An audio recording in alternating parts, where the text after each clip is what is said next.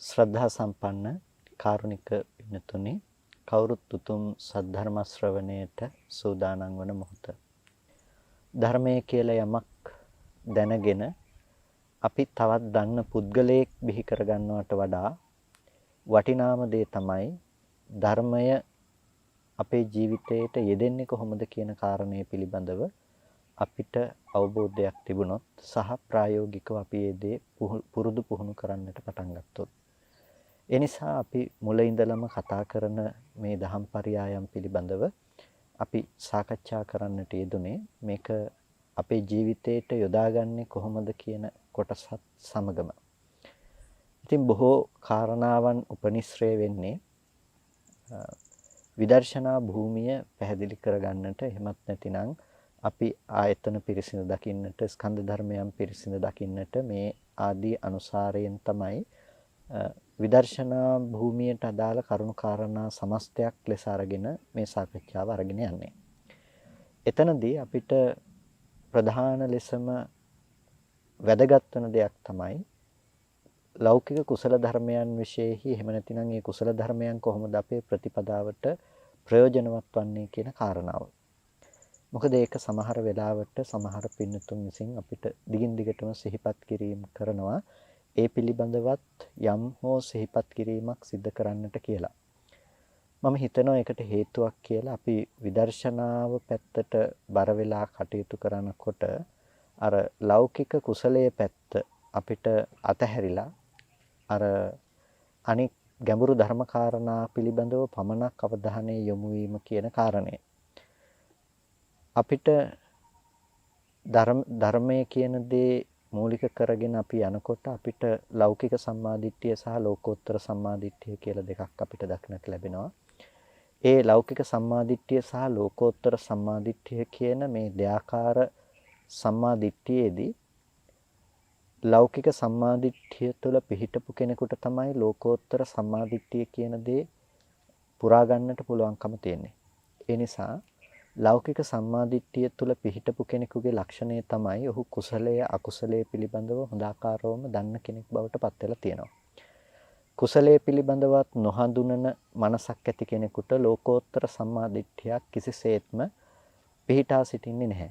ඒ නිසා ලෝකෝත්තර සම්මාදිට්ඨියක් කෙනෙක් ඇති කර ගන්නවා නම් ඔහු මූලික ලෙසම ලෞකික සම්මාදිට්ඨියට ගරහා කිරීමක් සිදු කරන්නේත් නැහැ. කර්මයේ කර්මඵලයේ අදහන කම්මස්සගත සම්මාදිට්ඨිය ආදී ලෝකයේ තුල පවතින දේවල් වලට, ඒ වගේම කුසල ධර්මයන්ට, යහපත් දේවල් වලට කිසිම කලෙක ඔහු ගරහා කරන්නේ නැහැ.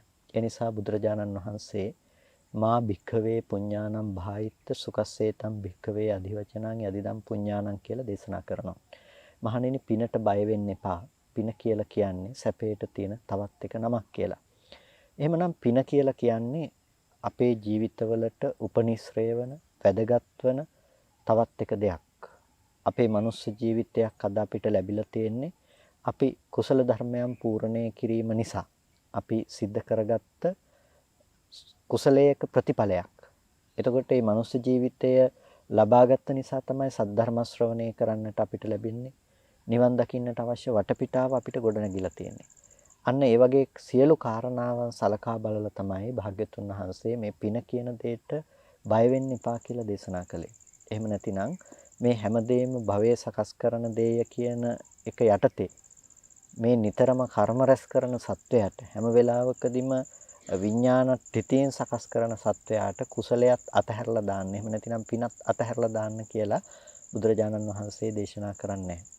ඒ නිසා ස්වල්ප මාත්‍රුණ පිනිත් වටිනාකමක් දකින්න. එක කුසල චේතනාවකත් වටිනාකම තේරුම් ගන්න. දාන ආදී වූ සුචරිත ධර්මයන් ලෝකේ හැම කාලෙකදීම වටින දේවල් කියලා ඔබ මනස තුල තැම්පත්ව, එහෙම නැතිනම් මනස තුල හොඳින් අදහසක් ඇති කරගෙන තියාගන්න. කිසිම කලෙක ලෞකික කුසලයක් කරන දෙයකට ගරහා කරන්නට එපා. ඒ තුල කෙසේ හෝ යෙදෙන්නට ඔබ උත්සාහවත් වෙන්න. ඒ නිසා සමහර වෙලාවට ලෝකෝත්තර ධර්මයන්ගේ වේශයෙන් වංචක ධර්මයන්, චිත්තෝපක්ලේශ ධර්මයන් ඇති වෙනවා. ඒ කෙනාට වංචක ධර්මයන්ගෙන් තමන්ගේ චිත්තෝපක්ලේශයන්ගෙන් ඔහුව වංචා කරන බවවත් තේරෙන්නේ නැහැ.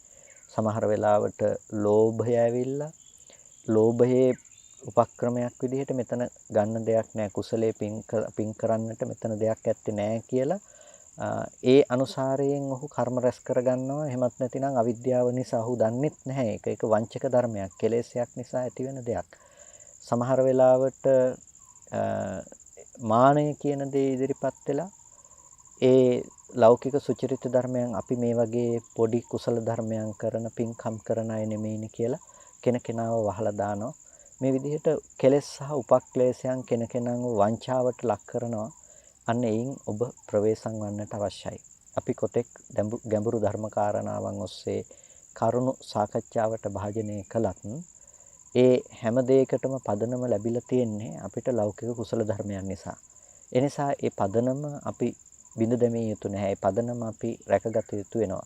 ඒ නිසා බුද්ධ ආදී සත්පුරුෂයන් වහන්සේලා කිසිම කලෙක පින කියන දේ, කුසලය කියන දේ හෙලා දකින්නේ නැහැ. ඒක කාමාවචර කුසලයේ වන්නට පුළුවන්. හැබැයි ඒ දේ කවදාවත් හෙලා දකින්නේ නැහැ. ඒ දේ වටිනාකම ලෝකයට දේශනා කරනවා. ඒ නිසා බුද්ධ ආදී සත්පුරුෂයන් වර්ණනා කළ ඒ ලෞකික කුසලයක් වුවත් ඔබේ ජීවිතයට අප්‍රමාදීව සිද්ධ කරගන්නට කියලා ඔබට මුලින්ම සිහිපත් කරනවා. යම් කිසි තැනක ආයතනයන්ගේ බිහිවීමක් තිබුණොත් එතනදී ස්පර්ශයක් සිද්ධ වෙනවා. සලායතනයක් හට ගන්නවා. එහෙම නැතිනම් සලායතනයන්ගේ බිහිවීම කියන තැනදී විඥානයාගේ යොමු වීම නැතිනම් එතනට ආයතන කෘත්‍යයක් කියන්නේ නැහැ. එතකොට එතන විඥානයාගේ යොමු වීම තියෙනවා. නැතිනම් තජ්ජෝ සමන්නාහාරෝ කියනවා. එතකොට ඒ තජ්ජා සමන්නාහාරෝ කියන ආකාරයට එතනට ඒහා නැමුණු ඒ කෙරෙහි පවත්නා මානසිකාරයක් තියෙනවා. මානසිකාරයේ තිබුණොත් තමයි ඇහැ රූප ධර්මයන් ප්‍රකට වෙලා චක්කු විඥානයක් ඇති කරගන්න පුළුවන්කම තියෙන්නේ. අන්න ඒ විදිහට අපි සලකා බලනකොට ස්පර්ශය කියන දේ මේ ඇස රූපය චක්කු විඥානය කියන මේ ධර්මතා ටිකේම ප්‍රතිඵලයක්. ඒකට සලායතන පච්චය පස්සෝ කියනකොට මේ ආයතන කෘත්‍ය සිදුවීම කියන තැනේදී අර ලක්ෂණ ටික ඔක්කොම එක එක වචනයෙන් සංග්‍රහ නොකළද නියෝජනයක් තියෙනවා. එතකොට එතන ස්පර්ශය කියන දේ අපි කතා කරනකොට දෙආකාර ස්පර්ශයක පැවැත්මක් එතන තියෙනවා.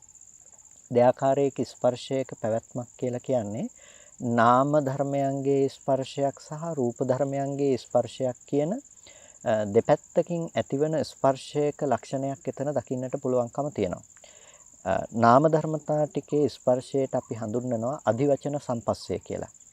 ඒ වගේම රූපයේහි ස්පර්ශය අපි හඳුන්වනවා පටිඝ සම්පස්සයයි කියලා. එතකොට මේ පටිඝ සම්පස්සයේ අත්දැකීම සහ අධිවචන සම්පස්සයේ අත්දැකීම කියන මේ අත්දැකීම් දෙකම මේ ස්පර්ශය කියන දේ ගොඩනගන්නට එහෙම නැතිනම් මේ දේ ඇතිවන්නට වැය වෙලා තියෙනවා.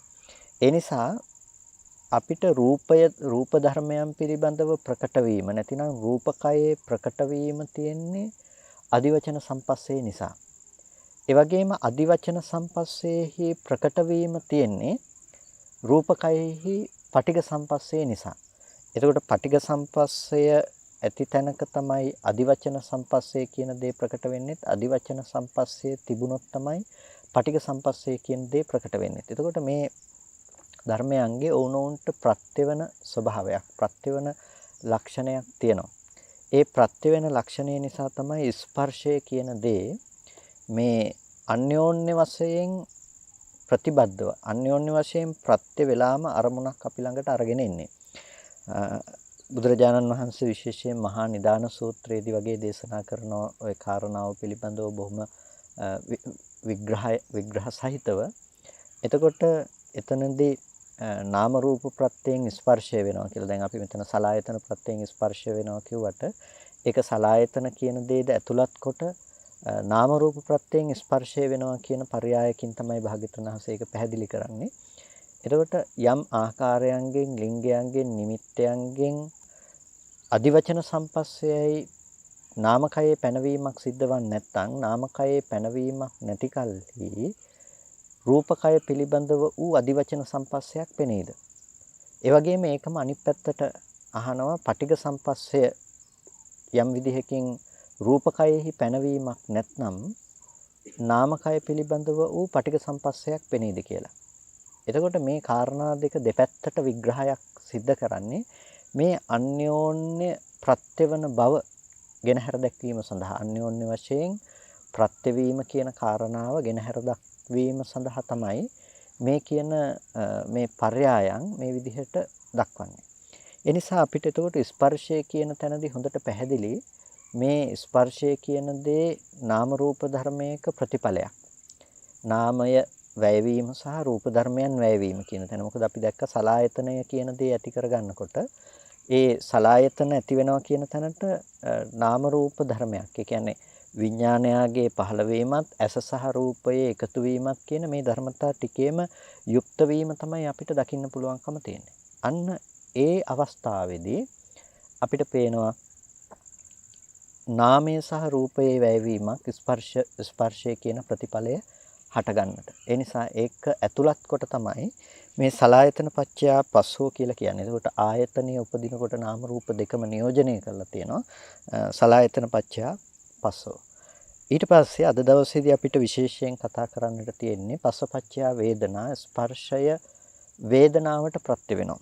එතකොට අපි අර කතා කරන උප්පාදට්ඨිති පවත්තට්ඨිති නිමිත්තට්ඨිති ආයුහනට්ඨිති සංයෝගට්ඨිති පලිබෝධට්ඨිති සමුදයට්ඨිති හේතුට්ඨිති පච්චයට්ඨිති කියන මෙන්න මේ නව ආකාරයකට ස්පර්ශය වේදනාව ඇති කරලීමට හේතු බවට පත් වෙනවා. නැතිනම් ප්‍රත්‍ය වෙනවා. ස්පර්ශය හේතු කරගෙන තමයි වේදනාව කියන දේ හටගන්නේ. ස්පර්ශය හේතු කරගෙන වේදනාව හටගන්නකොට සැප දුක් උපේක්ෂා වශයෙන් වේදනාව ජනිත වීමක් වන්නේ යම්කිසි ආයතනයකට යමක් ස්පර්ශ වීම නිමිති කරගෙන. ස්පර්ශ ප්‍රත්‍යයෙන් තමයි ඒ වේදනාවේ හට ගැනීම කියන දේ දකින්න පුළුවන්කම තියෙන්නේ. යම්කිසි තැනක නාම ධර්මයන්ගේ හෝ රූප ධර්මයන්ගේ ස්පර්ශ වීමක් නැත්නම් ඒ අනුව යන වේදනාවගේ පහළවීමක් ඇත්තේ නැහැ. ඒ වගේම වේදනාවගේ පහළවීමක් නැත්නම් වේදනාවේ පැනවීමක් නැත්නම් ඒ වේදනාව අනුව යන තණ්හාවගේ පැනවීමක් ඇත්තේ නැහැ. ඒ නිසා ස්පර්ශය ප්‍රත්‍ය කරගෙන ස්පර්ශයේ හේතු කරගෙන තමයි වේදනාව නැමැති ඵලය ගොඩනගන්නේ. එහෙමත් නැතිනම් වේදනාව කියන දේ සකස් කරලා දෙන්නේ. ඒ වේදනාව උපදින්නත්, ඒ වේදනාව පවත්වන්නත්, ඒ වේදනාව නිමිති කරගෙන තියෙන්නේ. එතකොට ඒ වේදනාව ඒක රාශී කොට පවත්වලා තියෙන්නේ. ඒ වේදනාව හේතු කරගෙන පවත්වන්නේ මේ හැම දෙයකටම මූලිකත්වය අරගෙන තියෙන්නේ ස්පර්ශය කියන දේ. ස්පර්ශයේ ප්‍රත්‍ය කරගෙන තමයි වේදනාව කියන ප්‍රතිඵලය නැතිනම් පටිච්චසමුප්පන්නය හටගන්නේ ස්පර්ශය කියන දේ නිසා. එතකොට ඒ වේදනාව නිසා තමයි තණ්හාව කියන දේ ඇති වෙන්නේ. එතකොට අපි කියනවා වේදනාපච්චය තණ්හා කියලා. වේදනාව නිසා තමයි තණ්හාව ඇති වෙන්නේ.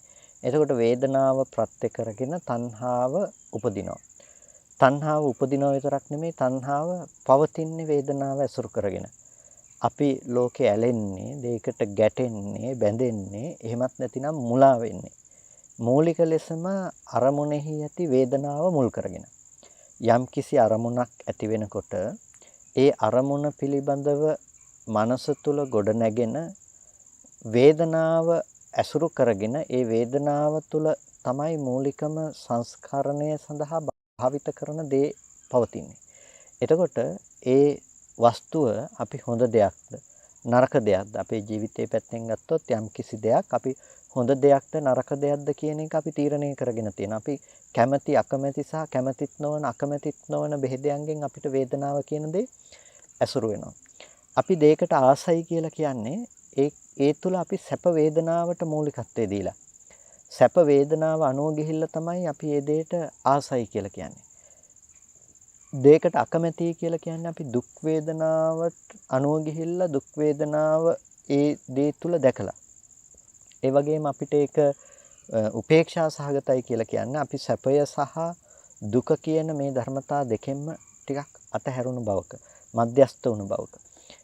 මේ හැම තැනකටම පොදු තැනක් තියෙනවා. ඒ තමයි අපි තණ්හාව කියන දේ අනිවාර්යෙන් වේදනාවට යෙදෙනවා කියන දේ. එතකොට ඒක සැප වුණත්, දුක් වුණත්, උපේක්ෂා වුණත් එතන වේදනාවට තණ්හාව යෙදෙනවමයි. තණ්හාව යෙදෙනවා කියලා එතනදී අදහස් කරන්නේ ඒ වේදනාව ඇති තැනක වේදනාව කියන දේ අපිට වස්තුව පැත්තෙන් හම්බ වෙනකොට ඒකට අදාළ නොවන අර හටගෙන නිරුද්ධ වුණ මූල කාරණාවන්ට ස්පර්ශයේ පැත්තට ආයතන පැත්තට යොමු වෙනකොට අන්න ඒ කාරණාවන්ට යොමු වුණ තැනක අපිට තණ්හාව කියන දේ නිකම්ම ඇති වෙලා තියෙනවා. ඒ තණ්හාව මේ ලෝභය කියලා අපි ගන්න මහා උපක්ලේශමය නැතිනම් කෙලේශයක් විදිහට අපිට හටගන්න මූලක්ලේශයක් විදිහට අපි ඍජුවම කතා කරන මට්ටමේ කියන්නේ දෙයකට මං හරි තණ්හාවයි මට හරි ආසයි කියලා අපි කතා කරන මට්ටම නෙමෙයි. ස්කන්ධ ටිකට යෙදෙන තණ්හාව. ස්කන්ධ ටිකකට යෙදෙන තණ්හාව කියන මට්ටමෙන් තමයි එතන වේදනාව කියන තැන ඉඳලා තණ්හාව නියෝජනය කරන්නේ. ඒකට කියනවා නිකාන්ති තණ්හා කියලා. නිකාන්ති ක්ෂණයෙහි යෙදෙන ඒ තණ්හාව ඊටාම සියුම් දෙයක්. ඒ තණ්හාව ඇති තැනක තණ්හාව නිස්සෘත කරගෙන තමයි ඒ දේ කෙරෙහි උපාදානය පතිත කරන්නේ. එතකොට වේදනාවකට තණ්හා කරනකොට ඒ වේදනාව තණ්හාවට ප්‍රත්‍ය වෙනවා වගේම තණ්හාව කියන දේ උපාදානය ඇති කරලීමට ප්‍රත්‍ය වෙනවා. උපාදානය කියනකොට කාම උපාදානාදී උපාදානය නැතිනම් ඒ දේ අපි දැඩිව ග්‍රහණය කරගන්න එක සිද්ධ කරන්නේ ඒ තණ්හා කරන අරමුණම තමයි අපි කෙනෙක් වශයෙන් පුද්ගලයෙක් වශයෙන් දිට්ටි වශයෙන් හෝ අත්වාද වශයෙන් හෝ අපි ඒ දේ ග්‍රහණය කරගන්නේ සම්පූර්ණම අපේ තණ්හාව පතිත කරගත්ත ස්කන්ධ ධර්මතා ටික. ඒ නිසා තණ්හාව උපාදානයට ප්‍රත්‍යවීම සිද්ධ කරනවා අර අපි කලින් කතා කරපු නව ආකාරයටම තණ්හාව උපාදානයට ප්‍රත්‍ය වෙනවා. එතකොට තණ්හාව නිසා තමයි උපාදානය හටගන්නේ. යම් ස්කන්ධ ටිකකට තණ්හාව යෙදෙන්නේ නැත්නම් එතන උපාදානයේහි පතිත වීමක්, උපාදානයේහි වැඩිවීමක් හෝ උපාදානයේහි පැවැත්මක් පේන්නේ නැහැ. ඒ නිසා තණ්හාව ප්‍රත්‍ය කරගෙන තමයි උපාදානය පවතින්නේ. ඒ වගේම උපාදානය ඒ ඇති කරගන්න අරමුණ තෘෂ්ණාදී වශයෙන් අපි කාම උපාදානාදී වශයෙන් ග්‍රහණය කරගන්න නිසාම තමයි ඒ දේ ඇසුරු කරන පුද්ගලයා මේ පැත්තේ නිර්මාණය වෙන්නේ. නැතිනම් ඒ දේ බාහිර ලෝකේ ඇති බවට ගන්න බව ලෝකයේ තුල නිර්මාණය වෙන්නේ. එතකොට අපිට කාරණා දෙකක පැවැත්මක් අපිට හම්බ වෙනවා. ඒ තමයි භවය සහ ජාතිය කියන ධර්මතා දෙකේ පැවැත්ම. ලෝකයේ තුල ඒ ධර්මය සාස්වත වශයෙන් ඇති වෙන දෘෂ්ටියක් අපිට ඇති වෙනවා. ඒ කියන්නේ අපි තණ්හා කරගන්න, උපාදාන වශයෙන් ඇසුරු කරගන්න දේ අපිට ඒ ලෝකයේ සාස්වත වශයෙන් බැස ගැනීමක් සමග අසුරු වෙනවා. ඒ සාස්වත වශයෙන් බැස ගැනීමක් සමග අසුරු වෙනවා කියලා කියන්නේ පවතිනවා. ලෝකෙ තුල ඒ දේ තියෙනවා කියලා. එතකොට ලෝකෙ තුල ඒ දේ පවතිනවා කියලා බාහිර ආයතනයට මානසිකාරය යොමු වෙනකොටම ඒ තියෙන දේ සමග තමා ඉන්නවා කියලා තමන්ගේ ඇති බවට ගන්නකම නිර්මාණය වෙනවා. තමන්ගේ ඇති බවට ගන්නකම නිර්මාණය වෙනකොට අපි කියනවා භවය නිසා ජාතිය හටගත්ත කියලා. එතකොට තණ්හාව ඇසුරු කරගෙන තණ්හාව ප්‍රත්‍ය කරගෙන ලෝකේ උපාදානය කියන දේ සකස් කරගෙන තියෙනවා. උපාදානය ඇති තැනක උපාදානය ප්‍රත්‍ය කරගෙන භවය කියන දේ සකස් කරගෙන තියෙනවා. ඒ කියන්නේ අපි ඒ ග්‍රහණය කරගත්ත දේ කාමාදී වශයෙන් ග්‍රහණය කරගත්ත දේම ලෝකෙ තුල පවතින දේවල් හැටියට බාහිර ආයතනයේහි ඒ ධර්මයේහි පැවැත්ම දැකලා අපි ඒ දේ කෙරෙහි අපි මනස යොමු කරලා ඒ දේ අපි ග්‍රහණය කරගන්නවා ඇති බවට. එතකොට ඇති බවට ග්‍රහණය කරගන්නකොට નિરાයාසයෙන්ම ඒ බාහිර ඇති දේ සමග ඒ දේ විඳින කෙනා මේ පැත්තේ නිර්මාණය වෙනවා. එතකොට ඒ කෙනාගේ පුද්ගල භවයේ ජාතිය නැතිනම් ඒ පුද්ගලයාගේ හට ගැනීම කියන දේ ඒක ඇතුලේ නිකම්ම නිර්මාණය වෙලා. ඒක ඇතුලේ නිකම්ම පවතින බවට ගිහිල්ලා තියෙනවා. දැන් ඒ ඉපදුණු කෙනාට අර ජාති ජරා ව්‍යාධි මරණ ශෝක පරිදේව දුක්ඛ දෝමනස් උපායාස කියන ධර්මතා ටික. කියන්නේ ජාතිය තිබුණොත් එයාට ජාතිපච්චය ජරා මරණ ශෝක පරිදේව දුක්ඛ දෝමනස් උපායාස. ජරා මරණ ශෝක පරිදේව උපායාසයන් විඳින්න පුළුවන්. මොකද දැන් කෙනෙක් හම්බ වෙලා තියෙනවා ඒ ඉන්න කෙනාට බාහිර ලෝකේ පවතින දේවල් හම්බ වෙනවා. ඒ පවතින දේවල් කෙරෙහි අපි හොඳයි කියලා අරගත්ත කාමාදී වශයෙන් පතිත වෙලා තියෙනවා. පතිත වෙච්ච දෙයට තණ්හාව තියෙනවා. ඒ තණ්හා කරන දේ විඳීමක් අනුව ගිහිල්ලා තියෙනවා. එතකොට දැන් මේ තෘෂ්ණා සහගත ලෝකය නිර්මාණය වුණාට පස්සේ අපිට ඒ හැම තැනකම දුක කියන දේ උපදවන්න හේතුව, දුක කියන දේ විඳින්න හේතුව නිකම්ම නිර්මාණය වෙලා තියෙනවා. ඒ විදිහට දුක කියන දේ විඳින්න තියෙන හේතුව එතන නිර්මාණය වුණාට පස්සේ අපිට මිදීමක් ගැන කතා කරන්න පුළුවන් කමක් නැත්තේ. මේක මෙතනින් මම නතර කරනවා කියන එකක් කියන්න පුළුවන් කමක් නැත්තේ. කෙලින්ම පුද්ගලයා හදලම තමයි ඒක ආපස්ස බලලා තියෙන්නේ. ඒක හොඳ අරමුණක් කියන්න පුළුවන්, නරක අරමුණක් කියන්න පුළුවන්. හැම තැනකටම පොදු ලෙස මේ පටිච්චසමුප්පාද ක්‍රියාවලිය ක්‍රියාත්මක වෙනවා. එතකොට මේ පටිච්චසමුප්පාද ක්‍රියාවලියෙහි මේ හැම තැනකම පවතින මේ ප්‍රත්‍යවීම. ඒ කියන්නේ අපි මේ බොහෝ කාලයක් මේකට ගත්ත නිසා අපි කෙටියෙන් මේ කාරණා ටික කතා කළේ. එතකොට මේ වේදනාව තණ්හාවට ප්‍රත්‍යවීම, තණ්හාව උපාදානයට, උපාදානයේ භවයට, භවය ජාතියට කියන මේ ධර්මතා ටික. එතකොට ජාතිය ජරා මරණයන්ට කියන ප්‍රත්‍යවීම අර නව ආකාරයෙන්ම ප්‍රත්‍යවීම සිද්ධ වෙනවා. එතකොට මේක ගලවන්න බැරි සංයෝගයක් විදිහට, ගලවන්න බැරි එකතුවක් විදිහට තමයි මෙතන පවතින්නේ. එතකොට මේ ගලවන්න බැරි එකතුවක් විදිහට මෙතන මේ පවතින මේ ක්‍රියාවලියේදී මේක අතීතයේ තුලත් අනාගතයේ තුලත් අපිට ප්‍රත්‍යවීම, එකිනෙකට මේ ප්‍රත්‍යවීම කියන දේ එක එක ප්‍රත්‍යක් ගන්න වෙන වෙනම නුවණක් පවත්වන්නට ඕනේ. එතකොට අන්න ඒ නුවණ පවත්වන්න පුළුවන්කම තියෙනකොට තමයි මේක තුල අපිට සම්මර්ෂණමය ඥානයක් ඇති කරගන්න පුළුවන්කම තියෙන්නේ. ඒ කියන්නේ මේ කාරණා ඔස්සේ අපි මාත්‍රිකා ඔස්සේ මේ විදිහට කතා කරගෙන ගියාට මේ එක එක කාරණාවක් පිළිබඳව ඔබට හිත තියන්න ගියොත් ඒකම විදර්ශනාවට භූමියක් විදිහට, එහෙම නැතිනම් ඒකම භාවනාවක් බවට අපිට හම්බ වෙනවා. ඒකම භාවනාවක් බවට හම්බ වෙනවා කියලා කියන්නේ ඒකම අපිට දුකෙන් මිදෙන්න අවශ්‍ය මානසිකාරයේ පිහිටවන්න. නැතිනම් විපස්සනා ඥානයකට පදනම සකස් කරලා දෙනවා. වීතිය මාර්ගය සකස් කරලා දෙනවා. ඒ නිසායි මේ කාරණා පිළිබඳව අපි තේරුම් ගන්න එකේ වටිනාකම තියෙන්නේ. එතකොට එක එක කාරණාවන්ට අපිට නුවණ තියන්න පුළුවන් කියලා කිව්වේ දැන් කෙනෙකුට ජාතිය නිසා ජරා මරණ හට ගන්නවා කියනකොට ජරා මරණය පිළිබඳ දන්නවා නම්, ජරා මරණ සමුදය දන්නවා නම්, ජරා මරණ නිරෝධය දන්නවා නම්, ජරා මරණ නිරෝධ ගාමිනී ප්‍රතිපදාව දන්නවා.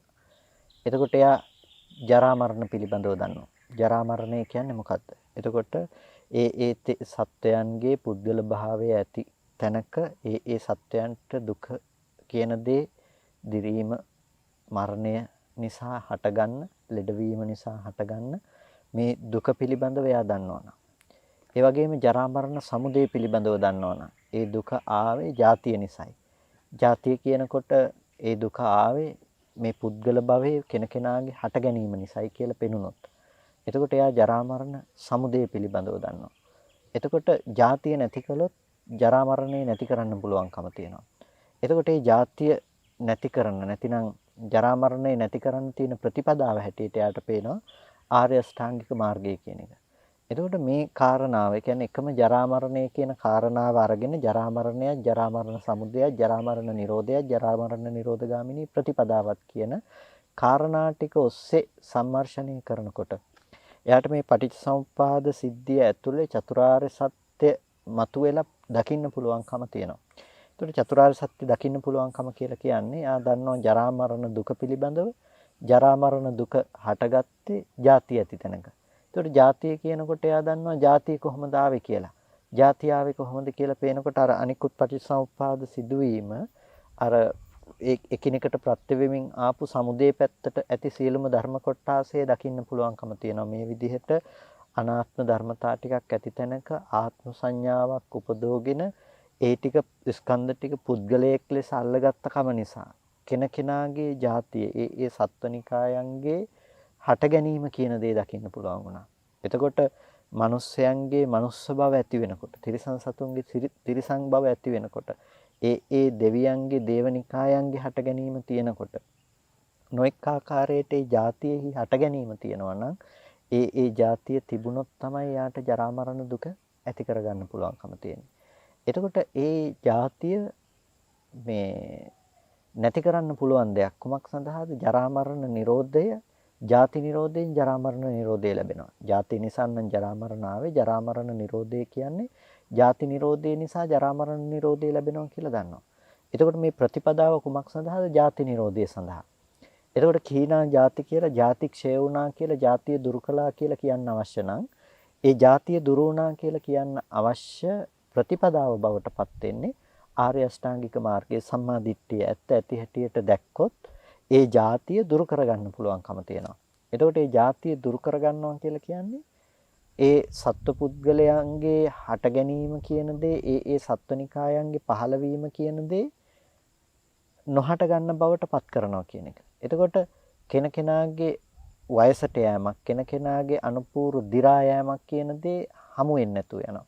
එතකොට හමු වෙන්නේ නැති තැනක හැම වෙලාවකදීම අර ක්ලේශ භූමි සංඛ්‍යාත භූමිය තමයි ඔහුට නොහට ගන්න බවට ගිහිල්ලා තියෙන්නේ. ඒ ජාතිය කියන දේ නැති කළොත් තමයි ජරා මරණය කියන දේ නැති කරන්න පුළුවන් කියලා එයාට ඒ ධර්මයේ පිළිබඳව බැසගත්ත නුවණක් ඇති කරගෙන ඒක භාවනා ප්‍රතිපදාවට ප්‍රායෝගිකව යොදා ගන්න පුළුවන්කම තියෙනවා. දැන් එයා මග වඩන්නේ කුමක් සඳහාද? ජරා මරණ නිරෝධය. ජරා මරණය නිරුද්ධ කරන්න නම් එයාට ජාති නිරෝධය සාක්ෂාත් කරන්න වෙනවා.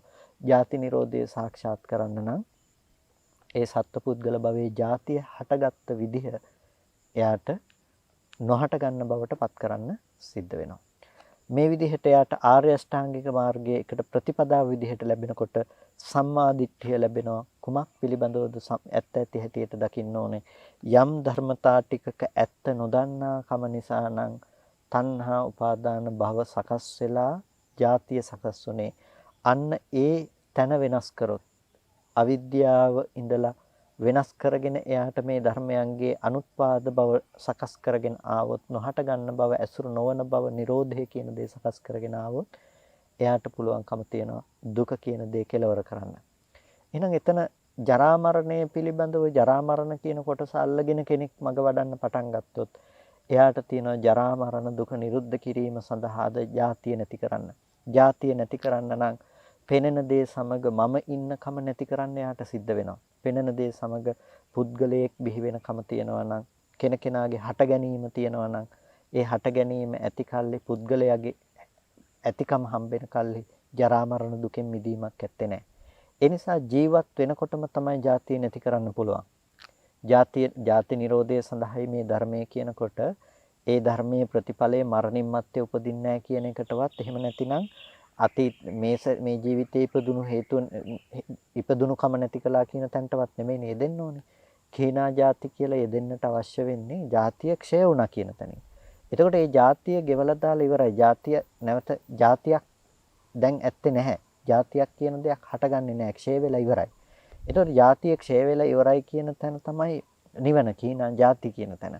එතකොට ಜಾතිය ක්ෂය වෙලා නම් ඒ ಜಾතිය මරණින් මත්තේ ಜಾති නිරෝධයක් නෙමෙයි කරලා තියෙන්නේ. මේ ජීවත් වෙනකොටම ಜಾති නිරෝධයක් සාක්ෂාත් කරලා තියෙනවා. එහෙනම් මේ ಜಾති නිරෝධයක් අපිට සාක්ෂාත් කරන්න තියෙන ජීවත් වෙනකොටම. ඒ ಜಾති නිරෝධය සාක්ෂාත් කරන්න නම් යම් කිසි හේතු ටිකක් ඇති කල්ලි නම් ಜಾතිය හැදුනේ. ඒ ಜಾතිය හැදුණු හේතු ටික අපිට නැති කරන්න වෙනවා. එතකොට අර පෙනෙන ඇහෙන විඳින ලෝකය තුල අපිට පුද්ගල බව නිර්මාණය කරලා දුන්නා නම් ඒ ධර්මයන් ඇති බවට ඇසුරු කරන කම තුල ඒ ඇති බවට ඇසුරු කරන කම නැති කරන්න ඕනේ. ඒ කියන්නේ භවය නැති කරන්න වෙනවා.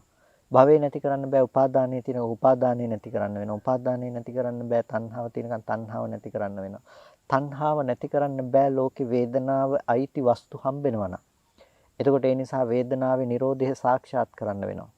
වේදනාවේ නිරෝධය සාක්ෂාත් කරන්න බෑ. ස්පර්ශය ඇති බවට හම්බෙනවා නම් ස්පර්ශය අපිට සාක්ෂාත් කරන්න වෙනවා. එතකොට ස්පර්ශ නිරෝධය සාක්ෂාත් කරනකොට අපිට ස්පර්ශය හම්බ වෙන්නේ නැති තත්වයටපත් කළොත් ඔන්න අපිට වේදනාව නොහට ගන්න බවටපත් වෙනවා. ඒ ටික කරන්න බෑ. නාම රූප ධර්මයන් නිසා සලායතන හැදෙනවා කියන කාරණාව තේරුම් අරගෙන ඒ සලායතන නිරෝධය සඳහා මඟ නොවැඩුවොත් එහෙනම් සලායතන නිරෝධය සඳහා අරගෙන යන්නට වෙනවා. මේ එක අංගයකින් අපි අරගෙන බැලුවත් ජාතිය කියන තැනින්, භවය කියන තැනින්, උපාදානය කියන තැනින්, තණ්හාව කියන තැනින් මේ කොයි අංගයෙන් අරගෙන බැලුවත් අපිට ඒ ප්‍රත්‍යවීම නිසා දුක ඇවිල්ලා තියෙන්නේ. ඉදිරියට සහ පසුපසට කියන මේ දෙපැත්තටම ගිහිල්ලා පෙන්වලා දෙනකොට අපිට මේ පටිච්චසමුප්පාද ධර්මයේහි ඕනම අංගයක් අරගෙන බලනකොට මෙන්න මේ විදිහට දුක ඇති වෙලා තියෙනවා. මේක කළොත් දුක නැති කරගන්න පුළුවන්කම තියෙනවා. මේ පරයය තමයි අපිට මතුවෙන්නට අවශ්‍ය වෙන්නේ. බුදුරජාණන් වහන්සේ අභිසමය සංයුත්තේ තුල පටිච්චසමුප්පාදය විවිධ ආකාරයෙන් දේශනා කරනවා. ඒ කියන්නේ විවිධ පරයයන් ඔස්සේ අපිට පැහැදිලි කරලා දෙනවා. ඒ විවිධ පරයයන් ඔස්සේ ඒ කරන පැහැදිලි කිරීමත් එක්ක අපිට පේනවා සමහර වෙලාවට චක්කුංච පටිච්ච රූපී චුප්පජ්ජති චක්කු විඤ්ඤාණං තින්න සංගති පස්සෝ පස්සපච්චය වේදනා වේදනා පච්චය තණ්හා තණ්හා පච්චය උපාදාන උපාදාන පච්චය භව භව පච්චය ජාති ජාති පච්චය ජරා මරණ ශෝක පරිදේව දුක්ඛ දෝමනස් උපායාස. එතකොට ඔන්න අවිජ්ජා පච්චය සංඛාරා ආදී පරයයන් නැතුව කෙලින්ම අතනින් තමයි පටිච්චසමුප්පාදය පැහැදිලි කරන්නේ. සමහර තැනක උපාදානීය කියන ධර්මතා ඒ කියන්නේ සංයෝජනීය ධර්මයන් විශේෂෙහි ආස්වාදය අනුව බලමින් වාසය කළොත් ඒ නිසා ආයතනයන්ගේ හට ගැනීම නාම රූපයන්ගේ හට ගැනීම වෙනවා. නාම රූපයන්ගේ හට ගැනීම තිබුණොත් සලආයතනයන්ගේ හට ගැනීම තියෙනවා. සලආයතනයන්ගේ හට ගැනීම තිබුණොත් එතන ජාති ජරා ව්‍යාධි මරණ ශෝක පරිදේව ආදී දුක ඇති වෙනවා කියලා දේශනා කරන පරයයන් තියෙනවා. දැන් මේ හැම පරයයකම බුදුරජාණන් වහන්සේ දේශනා කරන්නේ පටිච්චසමුප්පාද ධර්මයේ පිළිබඳව, පටිච්චසමුප්පාද සිදුවීම පිළිබඳව. එතකොට ඒ එක තැනක දේශනා කරලා තියෙන එක විවිධ කතාවක් නෙමෙයි, ව්‍යංජන නානත්වයක් තිබුණට ඒ ඇස්සේ අපි තේරුම් ගන්නට අවශ්‍ය අර්ථය ඒකාර්ථවත් බවක් තමයි තියෙන්නේ. ඒ කියන්නේ පෙන්වලා දීලා තියෙන්නේ මේ පටිච්චසමුප්පාද ධර්මය. මේ පටිච්චසමුප්පාද ධර්මය අපි තේරුම් ගන්නකොට මේ ජාති ජරා ව්‍යාධි මරණ දුක නූපදවන විදිහට එක ධර්ම කොටාසයක් පිරිසිඳ දකින්න විදිහටත් අනෙක් ධර්ම කොටාසේ තණ්හා උපාදාන භව කියන ධර්මයන් අනුත්පාදයට යන විදිහටත් දකින්නට ඕනේ. ඒ කියන්නේ මේ පටිච්චසමුප්පාදයේ නිරෝධයක් තියෙනවා. එක නිරෝධයක් හටගෙන නිරුද්ධ වෙන ඒ සංකත ධර්මයන්ගේ නිරෝධය කියන දේ අවබෝධ කරනකොට තව පැත්තකින් අනුත්පාද නිරෝධයකට ක්ලේශ භූමිය අනුත්පාද නිරෝධයකටපත් වෙලා තියෙනවා. මේ දෙආකාර නිරෝධයකින් පටිච්චසමුප්පාදය කියන දේ ඇසුරු කරන්න පුළුවන් වෙලා තියෙනවා. ඉතින් මේ කතා කරන පරයය මේ කතා කරන දේ අපිට ඒ භාවනා ප්‍රතිපදාව ඇති කරගන්නට ඍජුවම බලපවත්වන ඍජුවම අවශ්‍ය වන කොට්ඨාසයක් ලෙස අපිට දකින්න පුළුවන්කම තියෙනවා. ඒ නිසා දැන් අපි කතා කරගෙන ආවේ අවිද්‍යාව සංස්කාරයට ප්‍රත්‍යවීම, සංස්කාරයේ විඥාණයට, විඥානයේ නාම රූපයට මේ නව ආකාරයකට ප්‍රත්‍යවීම සිද්ධ වෙනවා. එතකොට මේ ප්‍රත්‍යවීම නව ආකාරයකට සිද්ධ වෙනවා වගේම මේ එකක් ගානේ නැවත නැවතත් පෙන්නනවා අතීතයේ තුලත් අතීතද්ධානම්පි. අතීත කාලයේ තුලත් අවිද්‍යාව සංස්කාරයට ප්‍රත්‍ය වුණා. මේ නව ආකාරයෙන් අතීතයේදීත් අවිද්‍යාව සංස්කාරයට ප්‍රත්‍ය වුණා. අනාගතද්ධානං. අනාගතයේ තුලත් අවිද්‍යාව තිබුණොත් සංස්කාරය උපදිනවා. අතීතයේ අවිද්‍යාව නිසාමයි සංස්කාරය ඉපදුනේ. අනාගතයේත් අවිද්‍යාව නිසා තමයි සංස්කාරය උපදින්නේ. මේ ප්‍රත්‍යවීම කියන දේ ඒ හැම තැනකටම පොදු දෙයක් හැටියට දකින්න පුළුවන්කම තියෙනවා. එතකොට මේ විදිහට පච්චේ පරිග්‍රහේ පඤ්ඤා එකිනෙකට ඇති ප්‍රත්‍ය ධර්මතා පරිග්‍රහණය කරන එක එකට පවත්නා ප්‍රත්‍ය ධර්මතා පිළිබඳව මානසිකාරයේ පවත්වන එකට කියනවා ධම්මට්ඨිති ඥානය කියලා. අවිද්‍යා හේතු සංඛාරා හේතු සමුප්පන්නා. අවිද්‍යාව කියන්නේ හේතුවක්, සංඛාරා හේතු සමුප්පන්නා. සංස්කාරය කියලා කියන්නේ හේතුව නිසා හටගත්ත ඵලය. උභෝපේතේ ධම්මා හේතු සමුප්පන්නාති පච්චේ පරිග්‍රහේ පඤ්ඤා ධම්මට්ඨිති ඥානං. අවිද්‍යාව සහ සංස්කාරය කියන මේ ධර්මය හේතු නිසා සකස් වන එකක්, හේතු නැති වෙනකොට නැති වෙන ධර්මයක් ලෙස ඒ ධර්මයන්ට අවශ්‍ය ප්‍රත්‍ය ධර්මතාවයන් පරිග්‍රහණය කරනවා නම් ආශ්‍රව නිසායි අවිද්‍යාව ඇති උනේ. සමහර විට නීවරණ නිසත් කියලා ඇතැම් පරයයකදී දේශනා කරනවා. නමුත් ව්‍යංජන නානත්වයක් තිබුණාට අර්ථ වශයෙන් එකම අර්ථයකට යන්නේ. එතකොට ඒ අවිද්‍යාව හේතු කරගෙන සංස්කාරය හටගත්තා කියනකොට මේ ධර්මතා දෙකම පච්චය සමුප්පන්න ධර්ම. ප්‍රත්‍ය නිසා තමයි මේ ධර්මතා දෙකම හටගෙන තියෙන්නේ. එතකොට මේ ප්‍රත්‍ය ධර්මතා ටිකේ පැවැත්ම නැත්තම් අවිද්‍යාවට අවශ්‍ය ප්‍රත්‍යයන්ගේ ආශ්‍රවයන්ගේ පැවැත්ම නැත්තම් නීවරණයන්ගේ පැවැත්ම නැත්තම් අවිද්‍යාව නැති වෙලා යනවා. අවිද්‍යාව නැති වුණොත් සංස්කාරයට අවිද්‍යාවෙන් කරන පුඤ්ඤාභි සංඛාර, අපුඤ්ඤාභි සංඛාර, ආනිජ්ජාභි සංඛාර කියන සංස්කාරයට පැවැත්ම නැති වෙනවා. සංස්කාරයට පැවැත්ම නැති වුණොත් විඥානයේ පැවැත්ම නැති වෙනවා. එතකොට මෙන්න මේ විදිහට අවිද්‍යාව සංස්කාරය කියන මේ ධර්මයන්ගේ පැවැත්ම නැති වෙලා යනවා කියලා යාට මේ ප්‍රත්‍ය ධර්මතා ටිකේ ප්‍රත්‍ය නිරෝධයෙන් නිරුද්ධ වෙලා යන ධර්මයේ දකින්න පුළුවන්කම තියෙනවා. ඒ ප්‍රත්‍ය පරිග්‍රහණය කරන ප්‍රඥාවට ප්‍රත්‍ය පිළිබඳව මානසිකාර්යය කරන නුවණට කියනවා පච්චේ පරිග්‍රහේ පඤ්ඤා ධම්මට්ඨිති ඥානං කියලා. එතකොට ඒ විදිහට අතීතම්පි අද්ධානං අනාගතම්පි අද්ධානං අවිජ්ජා හේතු සංඛාරා හේතු සමුප්පන්නා. අතීතයේදීත් අවිද්‍යාව හේතුවයි සංස්කාරයේ හේතු සමුප්පන්නයි. උභෝපේතේ ධම්මා හේතු සමුප්පන්නාති. මේ ධර්මතා දෙකම හේතුව නිසා හටගත්ත ධර්මයෝ කියලා ප්‍රත්‍ය පරිග්‍රහේ පඤ්ඤා ප්‍රත්‍ය අනුව මනෙහි කරන කම ධම්මට්ඨිති ඥානයි කියලා කියනවා. ඒ විදිහටම සංඛාරා හේතු විඥානං හේතු සමුප්පන්නං. සංස්කාරයේ හේතුවයි විඥානයේ හේතු සමුප්පන්නයි කියලා එයා පරිග්‍රහණය කරනවා. එතකොට ඒ පටිච්චසමුප්පාද ප්‍රත්‍ය නිරෝධයේ මේ දේ නිරුද්ධ වෙන බවත් ඒ ප්‍රත්‍ය හට ගැනීම නිසා මේ ධර්මයන්ගේ හට ගැනීම සිද්ධ වූ බවටත් ඒ පච්චය පරිග්‍රහණය සිද්ධ කරනකොට අතීතයේ තුලත් එහෙමයි අනාගතයේ තුලත් එහෙමයි කියලා තුන් කාලයේ අනුවම දකිනවා. තුන් කාලයේ අනුව දකිනකොට එයාට මේ පටිච්චසමුප්පාද સિદ્ધාන්තය තුළම නුවණ ඇති වෙන එකට ධම්මට්ඨිති ඥානයයි කියලා කියනවා. මේ විදිහට හැම පටිච්චසමුප්පාද අංගයක් පිළිබඳවම එකින් එකට එක දුකයක් අරගෙන කාරණා දෙකක් අරගෙන පච්චේ පරිග්‍රහණය සිද්ධ කරන්නේ කොහොමද කියන කාරණාව පැහැදිලි කරලා දෙනවා. ඒ කියන්නේ අපි අර කතා කරපු විදිහට අපි දැනගත යුතුයි එකක් එකකට ප්‍රත්‍ය වෙමින් මේ පටිච්චසමුප්පාදය ගලාගෙන යන්නේ කොහොමද කියන කාරණාව. ඊට පස්සේ අවිජ්ජා පටිච්ච සංඛාරා පටිච්ච සමුප්පන්නා. අවිද්‍යාවට කියනවා පටිච්චය කියලා. ඒ වගේම සංඛාරයට කියනවා පටිච්ච සමුප්පන්නේ කියලා.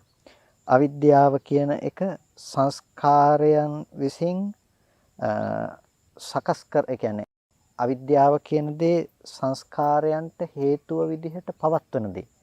එතකොට මේ හේතු විදිහට පවත්වන දේ නිසා මුලින් හටගෙන මුලින් පවතින දේ. ඒ නිසා අවිද්‍යාවට කියනවා පටිච්චය කියලා. සංස්කාරයට කියනවා පටිච්ච සමුප්පන්නය කියලා. එතකොට අවිද්‍යාව පටිච්චය වෙනකොට සංස්කාරයේ පටිච්ච සමුප්පන්නේ වෙනවා. උභෝපේතේ ධම්මා පටිච්ච සමුප්පන්නාති පච්චේ පරිග්‍රහේ පඤ්ඤා. මේ උභය ධර්මයේ මේ ධර්මතා දෙකම පටිච්ච සමුප්පන්න ධර්මයන් ලෙස පරිග්‍රහණය කරන ප්‍රඥාවට කියනවා ධම්මට්ඨිති ඥානය කියලා. මේක අතීත අද්ධානම්පි අනාගතම්පි අද්ධානං අතීත අද්ධානයේ කෙරෙහිත් අතීතාන්තයේ කෙරෙහිත් අනාගතාන්තයේ කෙරෙහිත් කියන මේ අන්ත දෙකටම මේ කාරණාව අදාළව පරිග්‍රහණය කරන්න පුළුවන්කම තියෙනවා. ඒ වගේම සංස්කාරයේ පටිච්චය වෙනවා, විඥාණය පටිච්ච සමුප්පන්නය වෙනවා. විඥාණය පටිච්චය වෙනවා, නාම රූපය පටිච්ච සමුප්පන්නය වෙනවා. නාම රූපය පටිච්චය වෙනවා, සලආයතන පටිච්ච සමුප්පන්නය වෙනවා. මේ විදිහට පටිච්චසමුප්පාදේ තියෙන සියලුම අංගය පටිච්ච සහ පටිච්ච සමුප්පන්න විදිහට සම්මර්ෂණය කරනකොට ඒ හැමතැනකම පච්චේ පරිග්‍රහේ පඤ්ඤා ධම්මට්ඨිති ඥානං. මේ ප්‍රත්‍ය පිළිබඳව මානසිකාරය කරනකොට ඒකට කියනවා ධම්මට්ඨිති ඥානය කියලා. ඊට පස්සේ අවිජ්ජා පච්චයෝ සංඛාරා පච්චය සමුප්පන්නා. අවිද්‍යාව කියන එක ප්‍රත්‍යයයි, සංස්කාරය කියන එක ප්‍රත්‍ය සමුප්පන්නයි. උභෝපේතා ධම්මා පච්චේ සමුප්පන්නාති පච්චේ පරිග්‍රහේ පඤ්ඤා ධම්මට්ඨිති ඥානං. මේ ධර්මතා දෙකම ප්‍රත්‍ය සමුප්පන්නයි කියලා දකින කමට කියනවා ධම්මට්ඨිති ඥානය කියලා. මේක අතීතයේ අනුවත් අනාගතයේ අනුවත් එසේම අපි දත යුතු වෙනවා. ඒ ප්‍රත්‍යයන්ට අනුව මේක බැස ගන්නකොට ඒ කියන්නේ අතීත අධධානය සහ අනාගත අධධානය කියන මේ තුන් කාලයටම මේ පටිච්චසමුප්පාදේ පෙන්වන්නේ අතීතයේ තුල පැවති අතීතය ගැන මානසිකාරයේ පවත්වනවා නම් එතන ඇති ආශ්‍රව ධර්මතා ටික දුරු කරන්නටත් අනාගතය පිළිබඳව අපිට කාංකා ප්‍රනිධි තියනවා නම් ප්‍රාර්ථනා සංඛ්‍යාත දේ තියනවා නම් ඒ කාරණාව පිළිබඳව මානසිකාරයේ පවත්වන්නටත් ඒ වගේම පච්චුප්පන්න ධර්ම විශේෂෙහි ඒ නුවණ පවත්වන්නටත් මේ තුන් කාලය පිළිබඳවම පටිච්චසමුප්පාද ධර්මතාවය ප්‍රකට කොට දක්වනවා. අතීතයේ පිළිබඳවත් අනාගතයේ පිළිබඳවත් ඒ වගේම වර්තමානයේ පිළිබඳවත් කියන මේ තුන් කාලය පිළිබඳවම මේ ගෙනහැර දැක්වීම තුළ බලාපොරොත්තු වෙන්නේ අතීතයේ ඉඳලා පුද්ගලයෙක් පැමිණුණ නෙමෙයි වර්තමානයේ පුද්ගලයෙක් ඉඳලා අනාගතයට යනව නෙමෙයි කියන අනාත්ම ධර්මය වඩා ප්‍රකට කොට දැක්වීම සඳහා කරුණු පැහැදිලි කර දීමක් තමයි මේ ආකාරයට මේ තුන් කාලයක් මූලික කරගෙන පටිච්චසමුප්පාද ධර්මය පෙන්වා දෙන්නේ. එතකොට අතීතයේ අනුව ඒ කෙනා දකිනවා අවිද්‍යාව තිබුණොත් සංස්කාරය කියන දේ හටගත්තා කියලා. අතීතයේ හටගත් හැමදේමත් අවිද්‍යාව නිසායි සංස්කාරය හටගත්තේ. වර්තමානෙත් අවිද්‍යාව තිබුණොත් තමයි සංස්කාරය හටගන්නේ. අනාගතේටත් අවිද්‍යාව නිසාමයි සංස්කාරය හටගන්නේ කියලා එයාට ඒ තුන් කාලයේ පිළිබඳව නුවණ තියෙනකොට සත්වයක් අතීතයේ ඉඳලා වර්තමානයට ආවා වර්තමානයේ ඉන්න කෙනා අනාගතයට යනවා කියලා තුන් කාලයේ පිළිබඳව දැකීමක් ඇත්තේ නැහැ. තුන් කාලයේ පිළිබඳ දැකීමක් නැති වෙනකොට එයාට ඒ සත්පුද්ගල ප්‍රඥප්තිය ගොඩනගෙන්න තැනක් නැතුව යනවා. ඒකට අවශ්‍ය පදනම තමයි මේ තුන් කාලයකට මේ ධර්ම කාරණාව පෙන්වමින් දක්වලා තියෙන්නේ. ඊට පස්සේ අපිට වැදගත් වෙන ධර්ම කොටාශයක් විග්‍රහ වෙනවා. පුරිම කම්ම භවස්මින් මෝහෝ අවිජ්ජා ආයෝහනා සංඛාරා නිකාන්ති තණ්හා උපගමනං උපාදානං චේතනා භවෝ ඉමේ පංච ධම්මා පුරිම කම්ම භවස්මින් ඉද පටිසන්ධිපච්චය. පුරිම කම්ම භවස්මින් මෝහෝ අවිජ්ජා පූර්ව කර්ම භවය නිසා මෝහෝ අවිජ්ජා මෝහයට කියනවා අවිද්‍යාව කියලා. ඒ වගේම ආයෝහනා සංඛාරා ආයෝහණයට කියනවා සංස්කාරය කියලා. රැස් කර ගැනීමට කියනවා සංස්කාරය කියලා. නිකාන්ති තණ්හා තණ්හාව හඳුන්වනවා නිකාන්ති තණ්හාව කියලා. උපගමනං උපාදානං උපගමනය කිරීමට කියනවා උපාදානය කියලා. ඒ කියන්නේ උපගමනය කියලා කියන්නේ දෘಢව ග්‍රහණය කරගන්නවා කියන එක. එතකොට මේ දෘಢ ග්‍රහණය තමයි උපාදානය කියලා කියන්නේ දැඩි ලෙස අල්ල ගන්නවා කියන එක. චේතනා භවෝ එතනදී භවය කියලා කියන්නේ චේතනාව කියන එක ඇති බවට ගත්ත ඒ සකස් කරගත්ත චේතනාවට කියනවා චේතනා භවෝ කියලා. ඉමේ පංච ධම්මා පුරිම කම්ම භවස්මින් ඉද පටිසන්ධිපච්චය. මේ ධර්මතා පහ පුරිම කම්ම භවස්මින් ඉද පටිසන්ධිපච්චය පුරිම කර්ම పూర్ව කර්ම භවයට අයිති ඉද පටිසන්ධිපච්චය මේ භවයේ ප්‍රතිසන්දිය සකස් කරලා දෙන්න ප්‍රතිසන්දිය වශයෙන් ගෙනල්ලා දෙන්න. එතකොට මේ ධර්මතා පහ හේතුයි. එතකොට අවිද්‍යාව සංස්කාරය තණ්හාව උපාදානය සහ භවය කියන මේ කාරණාව. අවිද්‍යා සංකාර තණ්හා උපාදාන භව කියන මේ කාරණා පහ පුරිම කම්ම භවස්මින් పూర్ව කර්ම භවයේ ප්‍රත්‍යයන් විදිහට ඉද පටිසන්ධිපච්චා මේ භවයේ ප්‍රතිසන්දිය පහල කරලීමට හේතු වෙන කාරණාවන් හැටියට හඳුනා ගන්න පුළුවන්.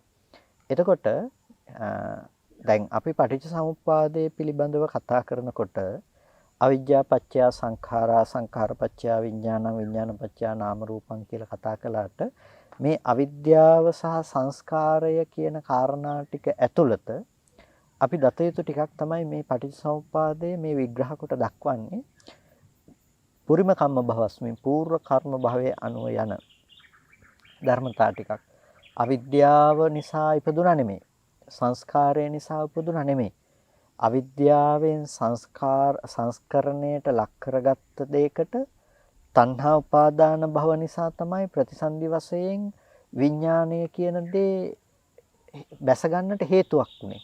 එතකොට ඉද පටිසන්ධිපච්චය කියනකොට මේ භවයේ ප්‍රතිසන්දිය හදලා දෙන්න ප්‍රතිසන්දියට ප්‍රත්‍ය කරලා දෙන්න හේතු වෙච්ච කාරණාව තමයි මේ කියන මෝහය එහෙම නැතිනම් අවිද්‍යාව කියන දේ ඊට පස්සේ අවිද්‍යාවෙන් සංස්කරණය කරගත්ත කියන දේ. ඊට පස්සේ ඒ සංස්කරණය කරගත්ත අරමුණට තණ්හා උපාදාන සහ භවය සකස් කරගත්තා කියන ටික අනුව තමයි මේ භවයේ වශයෙන් මේ භවයට ප්‍රතිසන්දි පිණිස එන්න හේතුනේ. ඉද පටිසන්ධිපච්චය.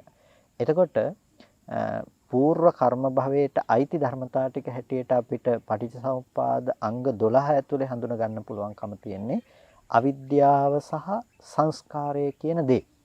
හැබැයි අවිද්‍යාව නිසා හෝ සංස්කාරය නිසා හෝ නෙමෙයි ඍජුවම විඥානය ප්‍රතිසන්දියක් පිණිස බැස ගන්න. එහෙම නැතිනම් ප්‍රතිසන්දිය පිණිස විඥානය පැමිණෙන්නේ නැතිනම් විඥාන ඨිතියක් බවට පත්වන්නේ.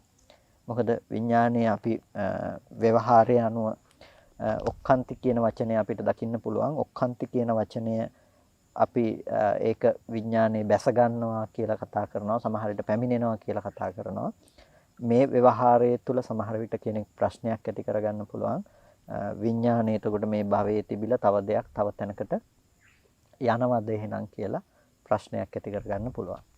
ඇත්තටම දෙයක් තව තැනක තිබිලා තව තැනකට යනව නෙමෙයි. විඥානය ගමන් කරනව නෙමෙයි. එසේ අර්ථයක් ලබා ගැනීම සඳහා නෙමෙයි මේ විඥානය පිළිබඳව මේ කාරණාව කියන්නේ. එතකොට එහෙනම් විඥානය බැස ගන්නවා කියලා කියන්නේ විඥානය ප්‍රත්‍ය වෙනවා කියන තැනකින්. ඒ කියන්නේ මේ සංස්කාරයේ ප්‍රත්‍ය කරගෙන විඥානයේ පිහිටා සිටිනවා කියන අර්ථය ප්‍රකට කරනවා මිසක එහෙමත් නැතිව ඍජුවම විඥානයේ මෙතන තිබිලා තව තැනකට ගියා කියලා කියනව නෙමෙයි. දුර ඌද අරමුණු ගන්නා ඌ විඥානය ඒ ගන්න රූපාරම්මණයට අපි කියනවා විඥාන ඨිතියක් කියලා. එතකොට ඒ ආරම්මණයක් ගත්තට පස්සේ ඒ ගත්ත අරමුණ අනුව එයා භවය සහ ජාතිය සකස් කරගෙන මෙතන නැවත විඥාන සංතතිය පවතින්න බෑ නම් තව තැනකටපත් වෙනකොට අපි කියනවා මෙතනින් මැරිලා තව තැනක ඉපදුණා කියලා. හැබැයි මෙතනින් යමක් අතෙන්ට ගියේ නෑනේ. දැන් රුවන්වැලි සෑය අරමුණු කළා කියලා රුවන්වැලි සෑයට මෙතනින් යමක් ගියේ නෑනේ. ඒක හුදු මෙතන පහළ වුණ අරමුණක් විතරයි. හැබැයි මේ පැත්තේ හේතු ටික නැති වෙලා යනකොට නැවත මේ පැත්තේ චිත්තසංතතිය පවත්වන්න බෑ නම් අර අවසානගත අරමුණට අනුරූපව කර්ම නිමිති ගති නිමිති අසුරු කරගෙන ඒ මට්ටමක් විඳින්න පුළුවන් තැනකට ප්‍රතිසන්දිය පිණිස යනවා. ප්‍රතිසන්දිය පිණිස යනවා කියලා කියන්නේ එතන පහළ වෙනවා කියන එක. එතන හට ගන්නවා, බැස ගන්නවා කියන එක. හැබැයි ඒකෙන් කියන්නේ මේ අරමුණ මෙතනින් අතෙන්ට ගියා කියන එක එහෙම නෙමෙයි. ඒ නිසා අපි විඥානයේ බැස ගන්නවා කියලා කිව්වා කියලා ඒක වර්ධවා වටහා ගැනීමකට පත් කරගන්නට එපා. එතකොට මූලික ලෙසම මෝහය සහ අවිද්‍යාව, මෝහය නැමැති අවිද්‍යාව. එතකොට මෝහෝ අවිජ්ජා. මෝහය නැමැති අවිද්‍යාව තමයි සංස්කාරයට ප්‍රත්‍ය වෙන්නේ. එතකොට මේ සංස්කාරය කියන එක පිළිබඳව හඳුන්වනවා ආයෝහනා සංඛාරා කියන අර්ථයෙන්. ආයෝහනා කියලා කියන්නේ ආයෝහනේ, එහෙමත් නැතිනම් රැස් කරගත්ත බව. ආයෝහන චේතනාව. රැස් කරගත්ත චේතනාව තමයි හැම වෙලාවකදීම කර්මය සකස් කරපු බව රැස් කරගත්ත චේතනාව කියන එක. ඒක තමයි හේතු වෙන්නේ කෙනෙකුට තණ්හා කරන්න පුළුවන් නිමිත්තක් හදලා දෙන්න. ඔබ අද රැස් කරගත්ත චේතනාව නැතිනම් සකස් කරගන්න බව අවිද්‍යාව නිසා මේ රැස් කරගන්න ඕනම චේතනාවකට මරණාසන්න මොහොතේදී තණ්හා උපාදාන භවට්ටි කියන ධර්මතා ටික ඇති කරගෙන ඔබට ප්‍රතිසන්දි විපාක විදිහට යන්න පුළුවන්කම තියෙනවා. ඒ හැම තැනකම තැවරිලා තියෙනවා. හැම තැනකම ගෑවිලා තියෙනවා. මොකද්ද? සසර දුක, ජරා මරණ දුක ගෙනල්ලා දෙන්න පුළුවන්කම ඔය හැම නිමිත්තකම ගෑවිලා තියෙනවා. හැම නිමිත්තකම ගෑවිලා තියෙන නිසා තමයි ඒක ප්‍රතිසන්දි වශයෙන් යන්න පුළුවන්කම හදලා දෙන්නේ. ඒ නිසා අපිට කරන්න දෙයක් තියෙනවා මෙතනදී. ඒ කරන්න තියෙන දේ තමයි අර ප්‍රතිසන්දි වශයෙන් ඒකට බැස ගැනීමට පිහිටා සිටින්නේ නැති වෙන්නේ. එහෙනම් මේක පවත්වන්න වෙනවා. ඒ නිසා තමයි අවිද්‍යාව ඉඳලම නැති කරන්න ඕනේ කියලා කියන්නේ. දැන් අවිද්‍යාව ඉඳලා නැති කරන්න ඕනේ කියන තැනදී මේ කතා කරන්නේ පූර්ව කර්ම භවය කියලා ඒ ප්‍රතිසන්දි විඥානයක් බැස ගන්න හේතු වුණ ධර්මතා ටික. එතකොට ඒකෙන් අදහස් කරන්නේ මේ අවිද්‍යාවයත්වයේ අශේෂ විරාග නිරෝධෝ කියලා කිව්වා. අවිද්‍යාවේ නිර්වශේෂ විරාග නිරෝධය කිව්වයි කියලා අර පූර්ව ජීවිතයේ අවිද්‍යාව නැති කරන්න ඕනේ කියලා නෙමෙයි එතනදී අදහස් කරන්නේ. එතකොට මේ ටික නිසා තමයි මෙතනට එන්න හේතු වුනේ කියලා මේ පෙන්නන එකෙන් එකම අදහස් කරන්නේ මේ සත්‍යයක් පුද්ගලයෙක් වෙන තැනක ඉඳලා මෙතෙන්ට ආව නෙමෙයි මේ විදිහට ඇති කරගත්ත අවිද්‍යාව නිසා ඇති කරගත්ත කර්ම රැස් කර ගැනීමකට තණ්හා කරලා උපාදාන වශයෙන් දැඩිව අල්ලගෙන ඒ නිසා භවය සකස් කරගෙන තමයි මේ ජාතිය නැතිනම් මේ ප්‍රතිසන්දි විඥානයක හට ගැනීම සිද්ධ වුනේ කියලා කියන්න අවශ්‍ය නිසා තමයි මේ පුරිම කම්ම භවස්මි මෝහෝ අවිජ්ජා කියන ධර්මතාව ටික පිළිබඳව හැඳින්වීම සිද්ධ කරන්නේ. එතකොට අපිට පටිච්චසමුප්පාද සිදුවීමේ අංග දෙකක් ගැන කතා කළාට ඒ අංග දෙක ගැන කතා කරනකොට අවිජ්ජා සංස්කාරය කියලා අපි කියනකොට අපි දැනගන්න ඕනේ එතන තියෙන්නේ අවිද්‍යාව සහ සංස්කාරය විතරක් නෙමෙයි අවිද්‍යාව සහ සංස්කාරය කියන දේ ඇතුලේ මෙන්න මේ තණ්හා උපාදාන භව කියන ටික නිසා ඒ ටික ඇති තැනකම තමයි මේ ජාතිය කියන දේ දක්වාම අපිට එන්න සිද්ධ වුණේ කියන කාරණාව පිළිබඳව අපි දැනගන්නට අවශ්‍යයි. ඒ ටික පිළිබඳව අපිට අවබෝධයක් තිබුණොත් තමයි සත්පුද්ගල භවයේ පැමිණීම ගැන අපිට කතා කරන්න පුළුවන් කමක් නැත්තේ. ඒ නිසා අපි මේ කාරණා ටික තවදුරටත් ඉදිරියේදී විස්තරාර්ථ සහිතව සාකච්ඡාවට භාජනය කරමු. අද දවසේදී හැම කෙනෙක්ම මේ සද්ධර්ම ශ්‍රවණය කරලා යෝනිසෝ මනසිකාර ආදී සිද්ධ කරලා වටිනා කුසලයක් තමන්ගේ ජීවිතයට සිද්ධ කරගන්නට යෙදුණා. මේ සිද්ධ කරගත්ත සියලු කුසල ධර්මයන් අපි අනුමෝදන් කළ යුතු අයට අනුමෝදන් කරමු. පළමුවෙන් අපට අර්ථයෙන් ධර්මයෙන් අනුශාසනා කළ ධර්මාචාර්ය අවසරයි මාංකඩවල සුදස්සන ස්වාමීන් වහන්සේට, මාංකඩවල නන්දරත්න ස්වාමීන් වහන්සේට, ස්වාමීන් වහන්සේලා දෙනමතම උතුම් නිවනින් සැනසීම පිණිස මේ සියලු කුසලයෝ හේතු පාරමිතාවක්ම වෙත්වා කියලා ප්‍රාර්ථනා කරනවා. ඒ වගේම මේ සියලු කුසල් සියලු දෙවියෝ අනුමෝදන් වනු ලබත්වා දෙවියන්ට මේ පින් උතුම් නිවනින් සැනසෙන්නටම හේතු පාරමිතාවක්ම වේවා කියලා සාදු කියලා දෙවියන්ට පින් අනුමෝදන් කරන්න. ඔබ සෑම සියලු දෙනා නමින් මිය පරලොවගේ යම් ඥාතිවරයෙක් පින් බලාපොරොත්තු වෙනවා නම් ඒ සෑම සියලු ඥාති වර්ගයාම මේ පින තමන් කළ පිනක් මේ සතුටින් සාදුනාදයෙන් අනුමෝදන් වනු ලබත්වා ඒ ඥාතීන්ටත් උතුම් නිවනින් සැනසීමටම මේ සීල පින් හේතු පාරමිතාවක්ම වේවා කියලා සාදු කියලා පින් අනුමෝදන් කරන්න. ධර්ම ශ්‍රවණය කළ ඔබ සෑම සියලු දෙනාටත් මේ සීල කුසලය නිදුක් නිරෝගී සුවපත් බව චිරජීවනයේ පිණසම කායික මානසික සැනසෙල්ල උදා කරගෙන අමා මහ නිවනින් සැනසීම පිණසම මේ සීල කුසලය හේතු පාරමිතාවක්ම වෙත්වා කියලා සාදු කියලා පින් අනුමෝදන් වන්න. හැම දිනාටම තෙරුවන් සරණයි.